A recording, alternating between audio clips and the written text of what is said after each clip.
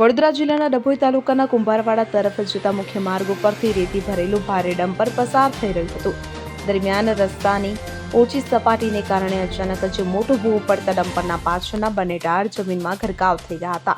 મોટી હોનારત બનતા માંડ અટકી હતી અને આ બનાવ બાદ ડમ્પર ખાલી કરી ક્રેનની મદદથી કલાકોની જહેમત બાદ તેને બહાર કાઢવામાં આવ્યું હતું. જ્યારે ઘટના સ્થળે પહોંચેલી પોલીસે ટ્રાફિક હળવો કરાવ્યો હતો અને રસ્તાઓની બિસ્માર હાલત અને અચાનક ભૂવો પડવાની ઘટનાને પગલે સ્થાનિક રહીશો તથા વાહન ચાલકોમાં નગરપાલિકા તંત્ર સામે ભારે રોષ વ્યાપી ગયો છે. લોકોએ કોઈ મોટી જાનહાનિ થાય તે પહેલા સમગ્ર રોડનું તાત્કાલિક યોગ્ય સમારકામ કરવાની ઉગ્ર માંગ કરી છે. ફકીરા ખત્રી, ડભોઈ. હવે જુઓ દેશ દુનિયાની તમામ ખબરો તમારી આંગળીના ટેરવે. ઉઠાવો મોબાઈલ અને ગૂગલ પ્લે સ્ટોર પરથી ડાઉનલોડ કરો અમારી CN24 ન્યૂઝ મોબાઈલ એપ.